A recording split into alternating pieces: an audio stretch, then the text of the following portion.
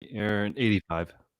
Oh, see, I don't mind that. What's up, guys? It is your girl, Sarah from Sarah Styles here. We were just chatting the weather. It is 96 oh, it's only 87 now. It got up to 96 here in Colorado. That is way too hot for me. How is everybody's week? Chris, how was your week? What's up? Stores are opened now. Did you Everything go? everything opened a couple days ago, and I haven't gone yet. But I'm not opposed to going. Have you had people out there go, or have Yeah, you I've heard had how it people. is? I've had people out.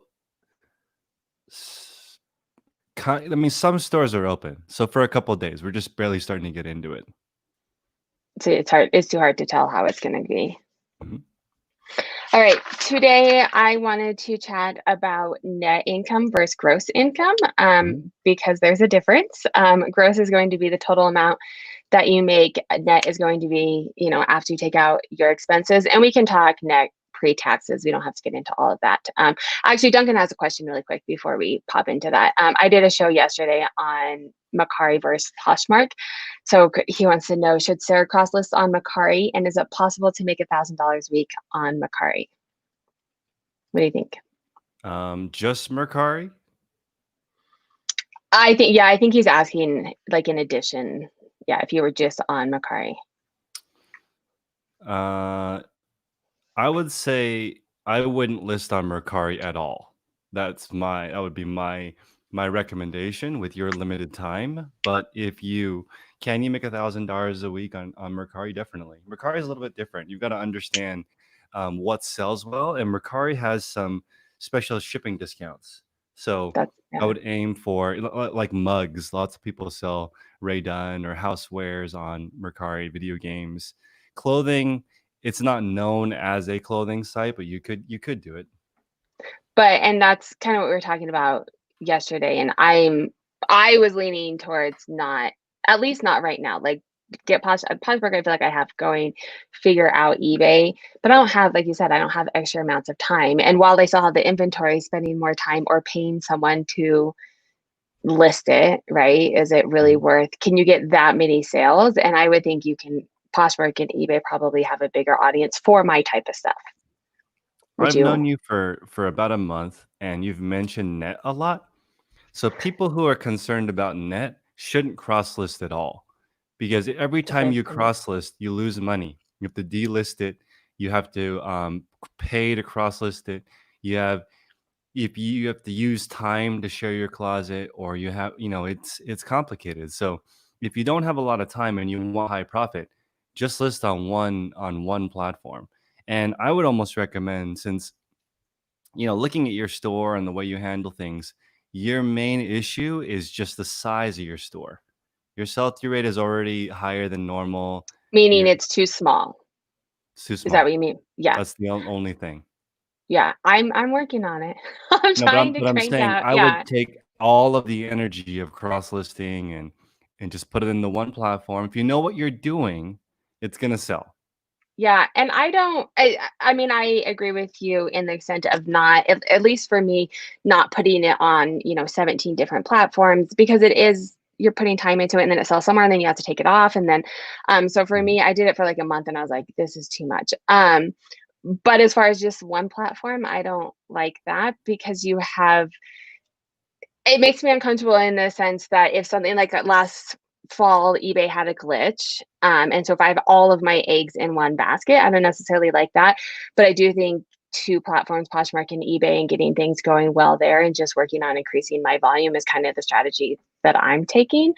Mhm. Um, but it is possible. And this is Duncan asked this yesterday, and my answer was anything's possible. Right? Like you can probably make $1,000. You just have to know how to work it and what works on Mhm. Macari and what sells and have enough inventory and figure out the numbers and how to work with the algorithm there. Okay, let me check in with everybody in the chat. What is up? Hello, hello. Drama Free Mama Miscellaneous is here.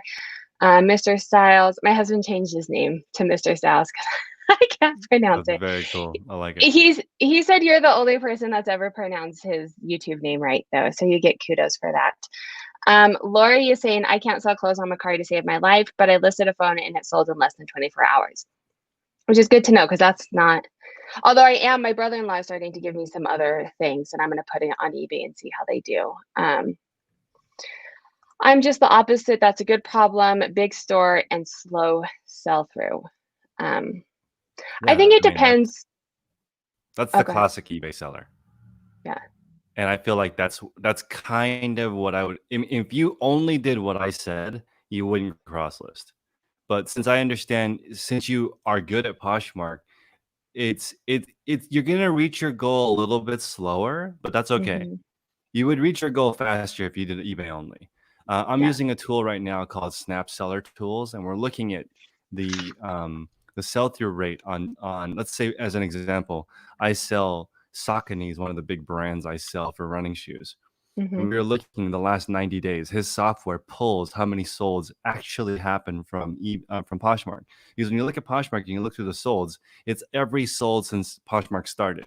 Yeah. Right. His software pulls only the last 90 days. To give you an idea, it was Mm. like 60 times more shoes sold on eBay than Poshmark. But surprisingly, Poshmark and eBay were similar for pre-owned, which kind of made me So think, 60 wow, times more of a percent or total quantity? Because total quantity. So it was like 300 sold on Poshmark and 18,000 sold on eBay. well, I mean, Like but that kind of totally makes different. sense because eBay is ginormous and Yeah. international, But I'm right? saying if I were saying, Sarah, we want to do this in the shortest time possible, Yes, eBay. then I would say eBay only, all that energy, all that money, instead of spending a few $100 cross listing, spend because you're a talented buyer. I would just buy new stuff and put it in and wait. And I would have the Vicky problem, the big store and slow sell through. Mm, But you wouldn't have slow sell through because you list items really well and you price competitively and you're trying stuff out to increase the velocity. and just go on eBay. And I think to your point, that is why I've stuck with eBay as long as I did, because it took me a while to get to that point on eBay, but it is the largest reselling platform. It has international, it has the data. Like I don't want to not be on eBay. But I do know Poshmark. I can get on Poshmark and quickly kind of but I have been leaning towards, I mean, I was debating whether I should go on to Mercari or not. And as of right now, I'm for sure not. I don't want to waste my talent or my time on that. But to your point too, I would be paying a lister to put an item on a third platform, taking it out of my profit. On that note, I do want to talk this chat or today's chat. I want to talk about gross versus net.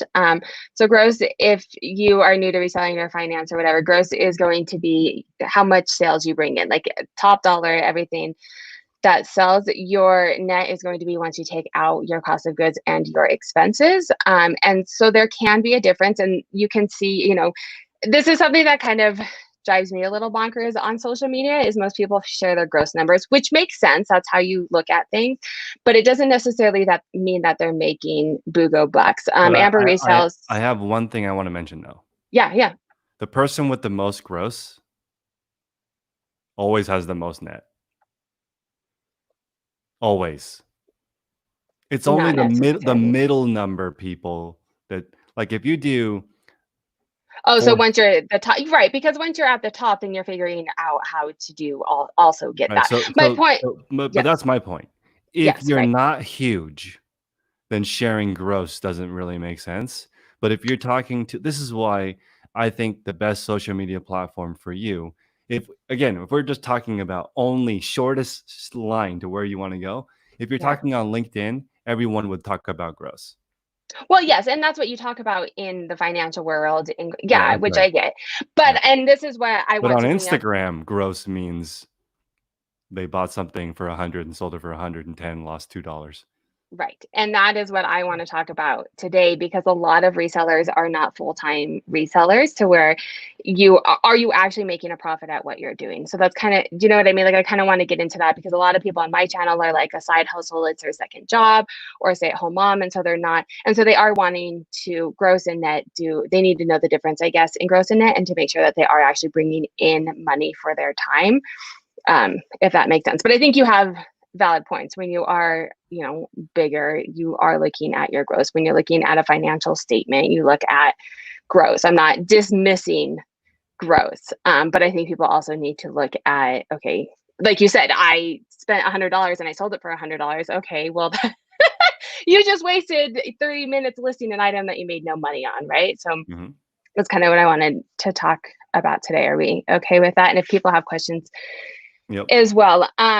So I mean, you are a bigger seller, and I know that you look at gross, but I want to talk about expenses as well and how to manage those expenses.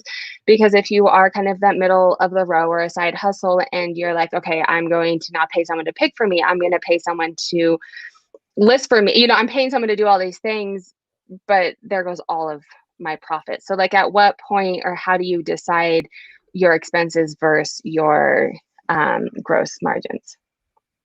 Does that make sense? Yeah, and this is a great example. When somebody says, so Moxie in the chat, no offense to Moxie, but when I hear this, I net 61% of gross. I usually what I think is that person's broke, because that means you're only selling a few, like you have to cherry pick really special items that gross that much, and you're not factoring in your own time. If you were to factor your time as worth, let's say $200 an hour, you might or even $50 an hour. If you go out and spend 2 or 3 hours finding this super amazing item, and it's possible maybe Moxie just does a small amount, sniper effort. But if you Yeah. start to scale, no one except for Apple has huge margins and volume, or Porsche.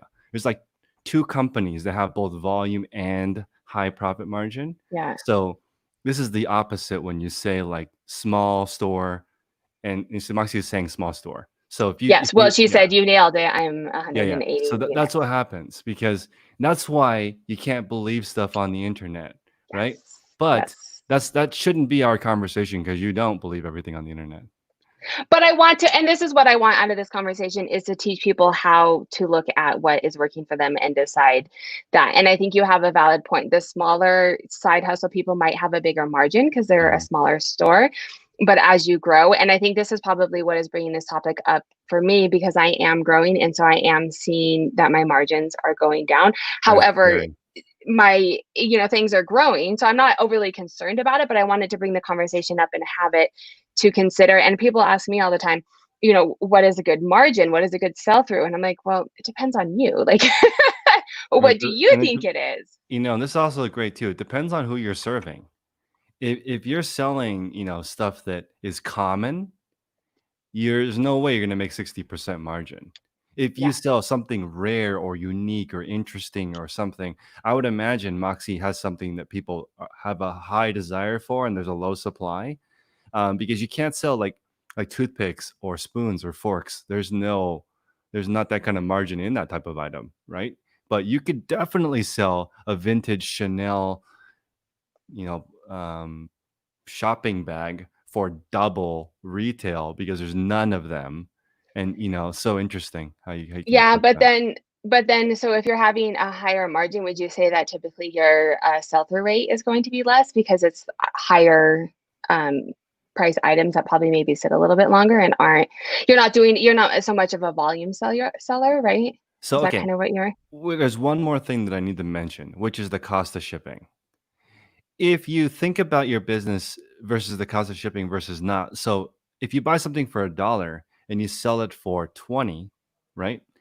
You actually make sometimes 1,000% profit. You might make $10 profit on a $1 investment, even with paying and whatever and shipping, right? So it depends. Like there's so much to this that Mm-hmm. these numbers are so different and so skewed.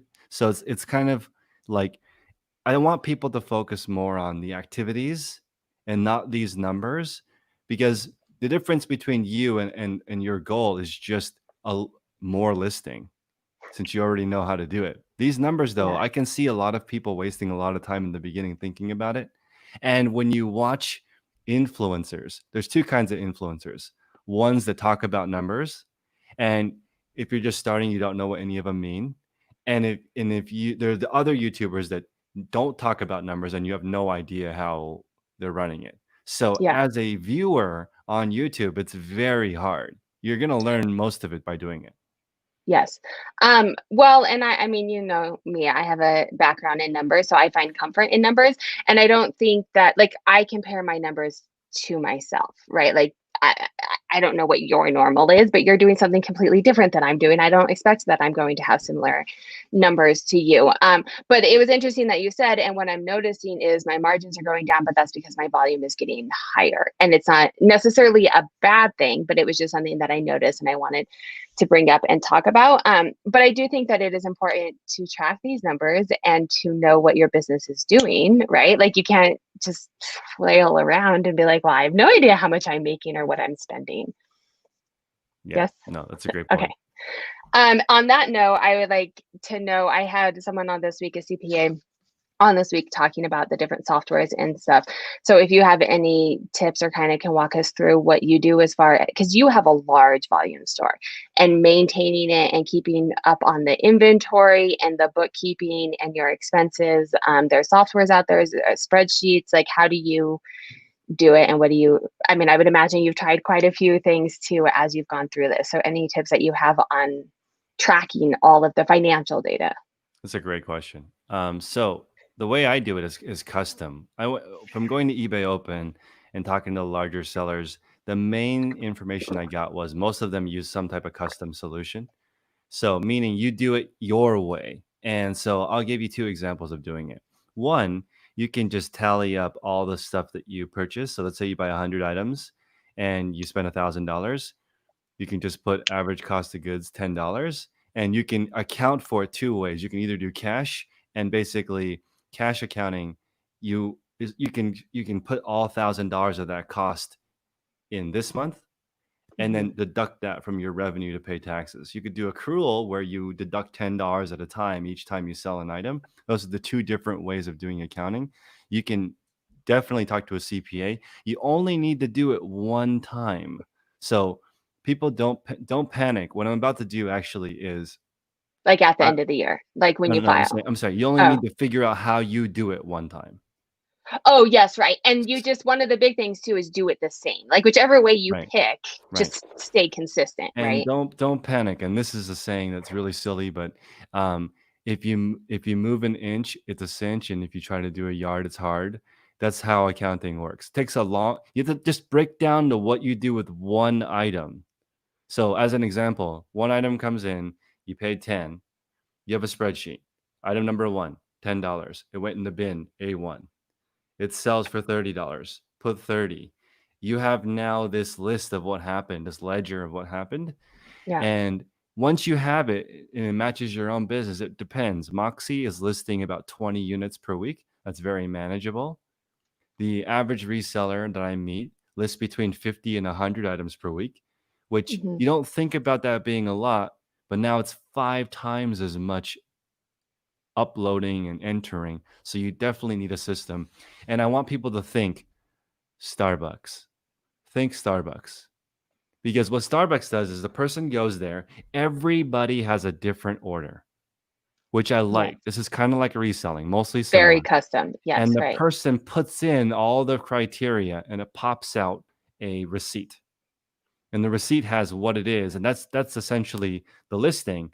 And the thing is, with Starbucks, they make it and deliver it in 5 minutes. For you, it might take, a couple months for your item to sell. But if you think Yeah. about all the information going in up front, that's how you should approach your resale business. If you skip that part, you'll make mistakes all the way through the process, because if there's a problem with the order, you want to know right away.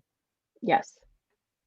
Well, and to what I've noticed, especially as you start small, getting these process in place when you start small, instead of getting to 500 items and being like, oh, I should probably like start tracking things, right? It's much easier when you're starting, and each time you do it, you just get into a process and you learn what works and what doesn't work.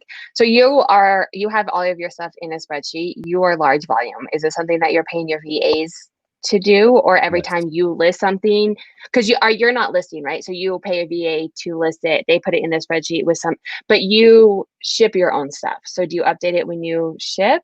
Okay, so how this works is, Vicky is asking, do volume sellers do Yeah. accrual accounting? And it's actually, it's this. I want people to recognize that the tax that you pay is the same. It's just you paying more now versus paying more later. If you are trying to hide money or pay later, then people will have a lot of expenses. This is why people buy a car in December to try to offset the tax burden. But if I don't recommend cash accounting unless you know what you're doing, because you should be paying it along the way, so you get used to paying tax and lessening your future burden. Yes, But and most like big businesses and stuff will do accrual accounting right, as well. Like that's more the standard type, but it doesn't make as much sense. I don't like, it's not as intuitive, I don't think, for people who don't know accounting, right? Like, because to me, it's like I paid this money this month, I should count for it this month, right? Like that just intuitively makes sense. But most accountants that I've talked to and in bigger businesses do kind of an accrual okay, type I'll thing. tell you how it works in my business now. Item comes in, okay? The person that takes the item in, it might be me, might be somebody else. We write the title, we price the item, and we put how much we paid for it into the computer on Google Sheets as soon as we get it. So step Hmm. one, all items, they don't move into the area until that's happened. Then it gets listed, sold, shipped. Okay, during the shipping process, a VA actually sends me the label, and on the label it says where it is. Okay, so all I'm doing is printing labels, putting the item into the box and putting the label on it.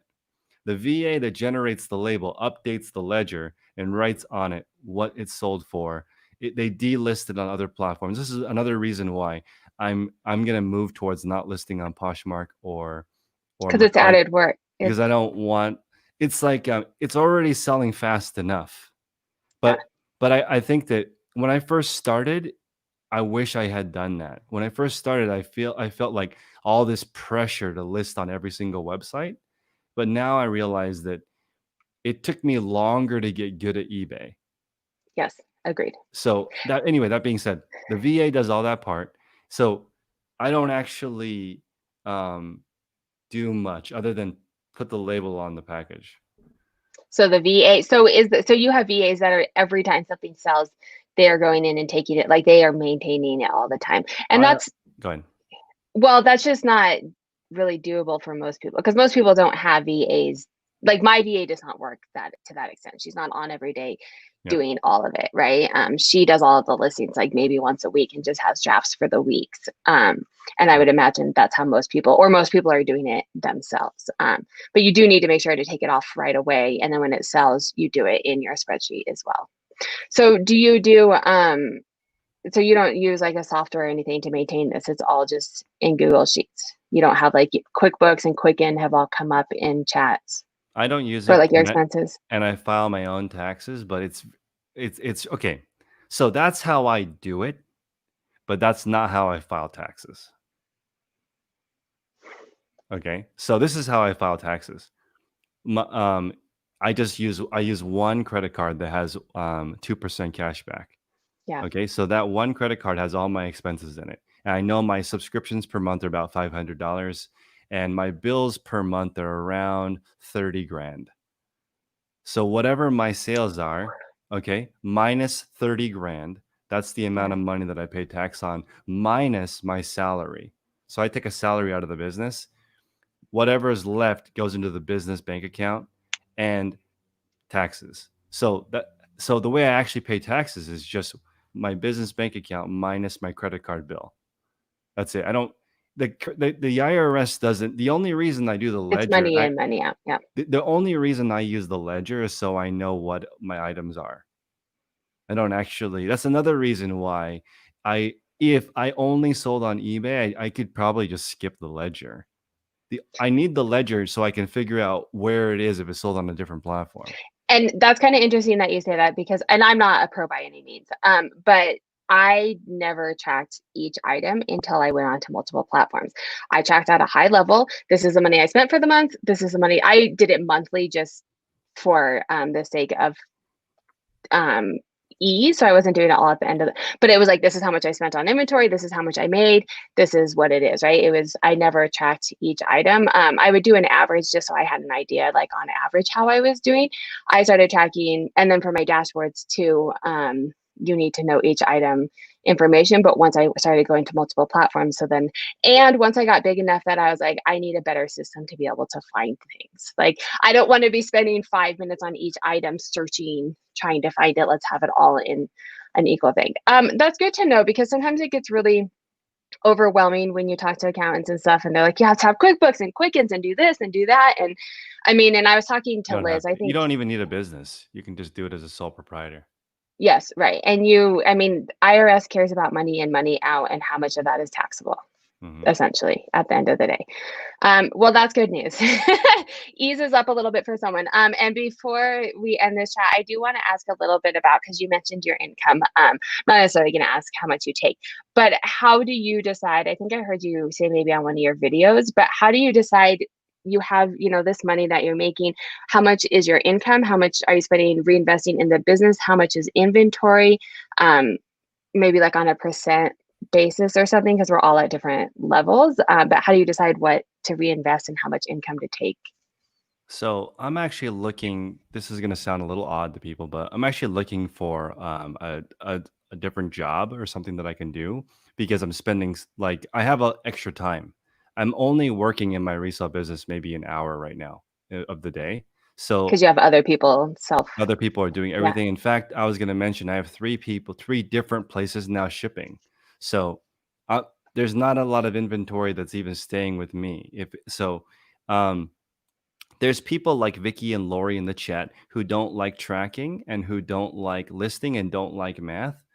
I'm hiring people like them to just bring stuff to me and they get paid on the spot instead of them having to handle listing and steaming and all that stuff. They can just get paid right away, because if you don't like the numbers and the tracking and this kind of stuff, then you probably should just look for something a little bit more straightforward, like contractor Yeah. work, because it makes me sad that Vicky and Lori have to wait to get paid. Because if I did it that way and I just waited, like I didn't keep track right away, there I would be dead in like two Yeah. 2 weeks. There's too much Yeah. stuff to come. It has to be done the same way every time. So um And once you get to a certain level, and I would say, if you're selling things out of your closet, it is what it is, or you go to the thrift store and you find 30 items.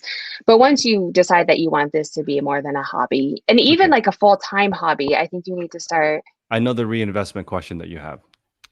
So I'm a little bit of in a unique situation. So I don't use any of the money from my store. But if I did, the way I would do it is this. So let's say you did 2 grand in profit.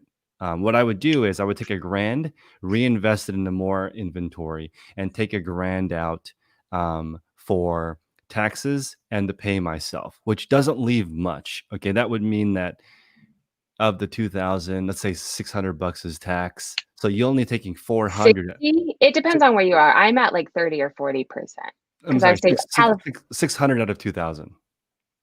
Oh, yes, right. I thought Yeah, you were saying out of that 1,000, yeah. So let's because say you it's said 1,000 would go into right. inventory So and then 1,000. Okay. 1,000 of the $2,000 of profit goes into more inventory to grow your store. Of the Yeah. 1,000 that's left, 600 is taxes, and you only get 400. And people Yeah. be like, "Oh, I worked so hard to get this $2,000. Oh, why can't I spend it?" I'm like, "You can, but your store will grow slower."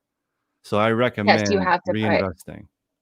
So you would say, you're saying reinvesting half back into your business. Do you think once you get to a certain, because I feel like I'm trying to grow now, and so I'm investing more now than I was when I was solid. So would you say 50% is when you're trying to grow, or 50% is I just think normal I would say 50% is the least. amount? Okay. And what I would recommend the first year is 100%. I would never take money out of a beginning business because it's such a baby. It needs oxygen. It needs that money. You're gonna screw up. You need to have some breathing room in the business. You can't take it out. It's like that would be like feeding your baby once a month. That's what people do. How can you expect your baby to grow when it's barely surviving? You Yeah. need to feed it. And so it's such a challenge. I get it though, because when I started, I just got that advice really early on. Keep your day job. Don't, don't, don't listen to people who've never done this before. Well, and and I'm glad that we're talking about this, because this is something that it's important. Like you have to, especially in the beginning, put so much money back into it to get it to where you can actually start taking a profit. And that's any business that you start, right? Like small businesses don't usually take a profit for the first couple of years. So I don't know why as resellers we're like, oh, the first month I made this big profit and now we're good to go. Which you can take some of it, but then you're not able to grow because you are taking the money instead of reinvesting. But I'm glad that you said the 50% because I always wondered. I'm trying to think what I'll have to look at my percentages of So what I I'm take. gonna leave it in forever and see what happens. If I Leave what what happen leave the money in. your Just business. never take it out. Just see. I mean, it's not like it's going anywhere, but I just want to keep reinvesting and see what happens. This store I started this store with maybe 2 or 3 grand, and it's 150,000 listed already. That's insane. And What? let's say like That's let's how say many you have listed? I have that's how much. This is this new store, and it's I haven't Oh taken my any God, money. I Chris. haven't taken any money out of it, and it just keeps like keeps. And I've gotten lucky. I've gotten a couple of deals that were decent, and I've gotten a couple of deals that suck. Like I bought some stuff that I bought one lot for like 4 grand that I'm gonna make $2 on. It's basically breaking even. But Yeah, I've had some of them I did decent, and I'm not taking any money out. So it's just like continuously growing. And it's interesting looking at what you can do. It's actually a little bit stuck right now because it's not um it'd be the beginning of the summer slowdown. Well, so Um I meant to ask that at the beginning. yeah. I've heard from almost We can everyone go on a little eBay. bit longer because there's a lot of Yeah. stuff to cover. Go ahead. Okay. I've heard from a lot of people June on eBay is like not great. Would you confirm I that's mean, the for truth? me, I'm 30% below May, but still up over last year. Yeah. Which is good, right? Because you Yeah. want to be you comparing when you've been doing this long term. Like if you only have last month to compare to, that's all you Yep. compare. But year over year, you're growing. So that's good. But so can I ask you what you do for summer slowdown then? Like, do you have tips on doing that? I have my strategy, but I don't know if that's going to align with what you would suggest. So, this is like blowing my mind. You know what I do during the summer? The same thing. Yeah. I basically buy winter stuff. So right now, like this is kind of a silly statement, but you make money when there's blood in the streets. Right now, people are getting rid of winter stuff like crazy. They need it. They need the space for sandals, shorts. And right now, my store is on fire because I bought like thousands of swimwear and sandals like 6 months ago. And But can oh go ahead. so what I'm doing right now for summer slowdown is I'm looking for boots, and my expenses stay the same all year. I'm like, okay, I looked at the overhead for my wife and I. For us to break even, it's what is it? It's $60 a day. This includes health insurance, eating, For you to break transportation. even, like for you to be able to pay your bills. That's our bills, Break even. 60 Yeah, bucks a right. day, Okay. So right? that's how much you need to So make so to it's actually not that much. Even if I yeah. add in 2 or 3, 4, 10 kids, I'm still lower than most people, right? So Yeah. I feel like the Depending on financial how much they eat. If you have a 14-year-old, that's true. like, If they eat a oh lot, then my it's gonna Lord, be he crazy. eats so much. But the my overhead is so low that I feel Yeah. like people get caught up in like the first thing I did when I made 6 figures is I literally was a moron. Like 10 years ago, the first time I made 6 figures, I bought like expensive watch. I had $1,000 car payment. And now I realize how stupid that is because now I feel way happier now because I can do whatever I want because my bills are so low.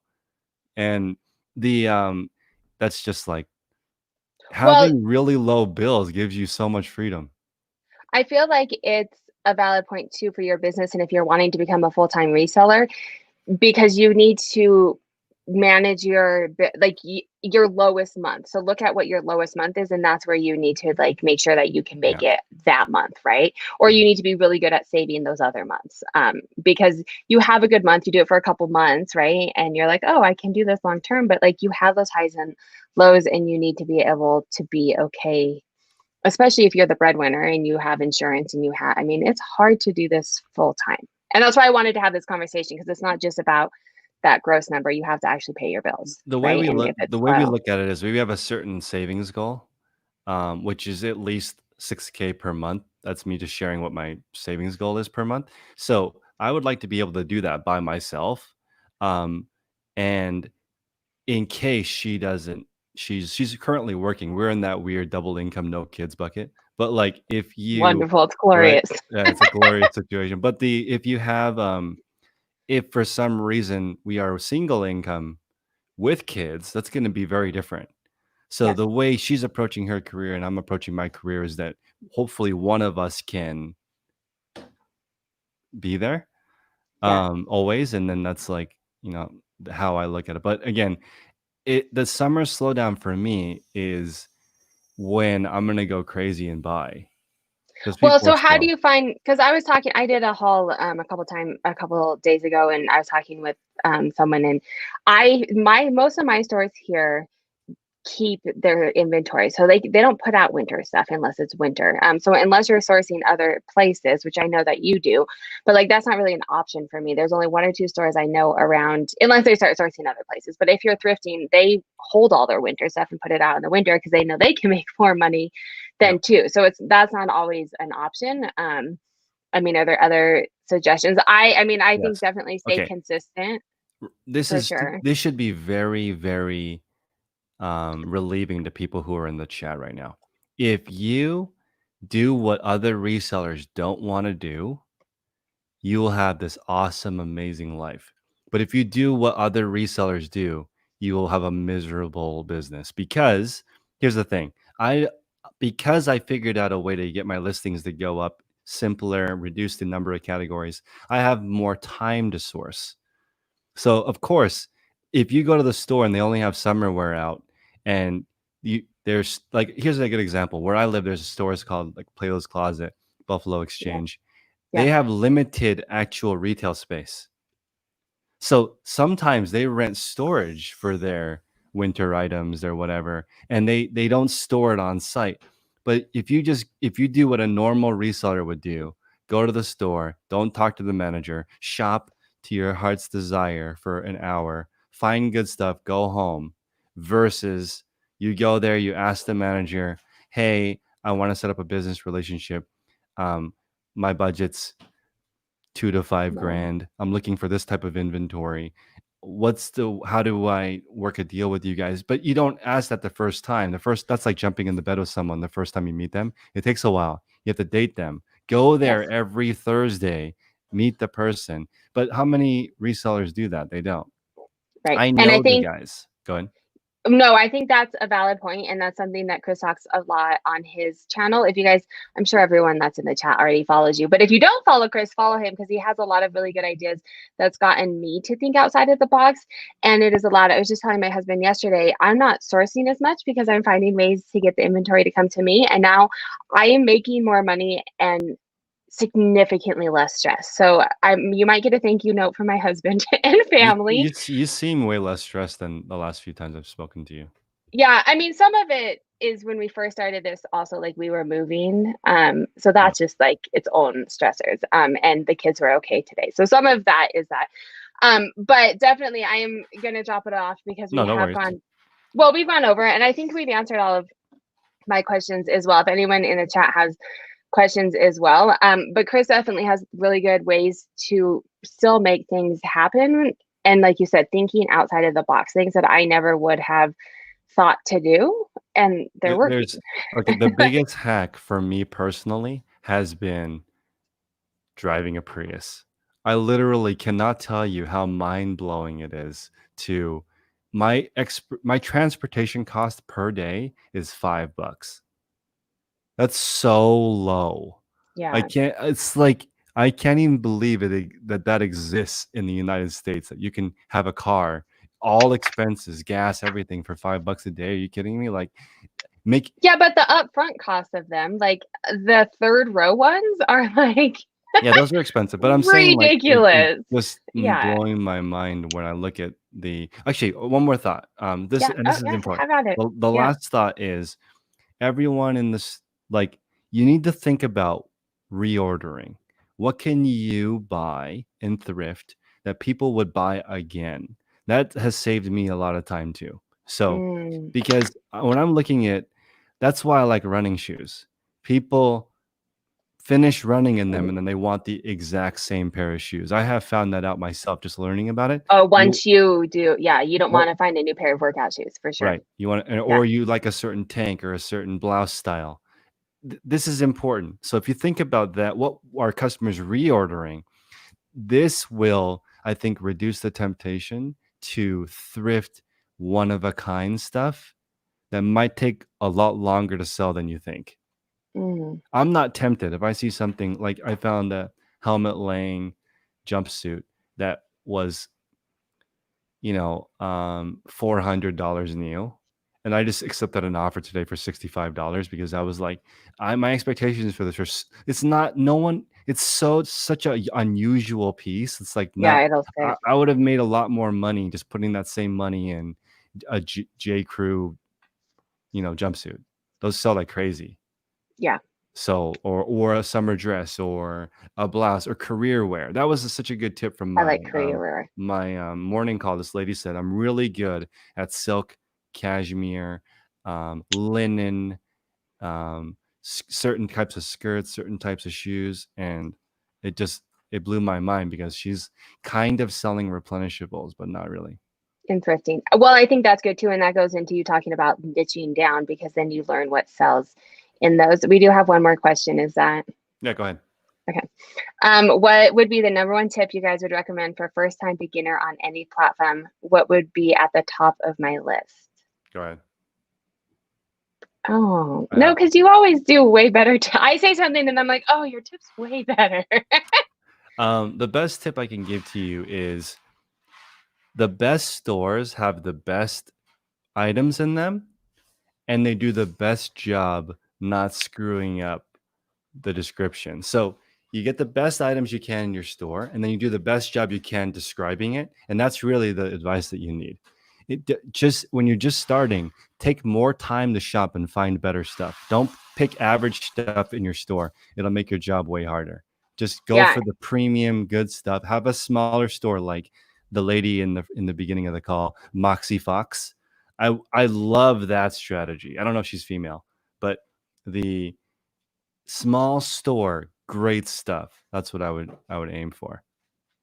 yeah, I don't know what my tip would be. That's awful. I would say just take your time and learn. Like it's all going to be a learning process. SEOs, and if you're like brand new, you have to learn SEOs and how to take good pictures because if you have great stuff and no one can find it, like, it doesn't mean anything. So that's, I mean, if you're brand new, that's the biggest thing is learn how each whatever platform you're on, learn what makes it tick and to get it going, whether it's Poshmark or eBay or whatever it is. I thought I had another question, but I don't remember what it is. So I'll write it down for next week if I remember. So thank you for joining. If you guys are new here, I am doing a weekly chat with Chris every week, 6 p.m. Mountain Standard on my channel.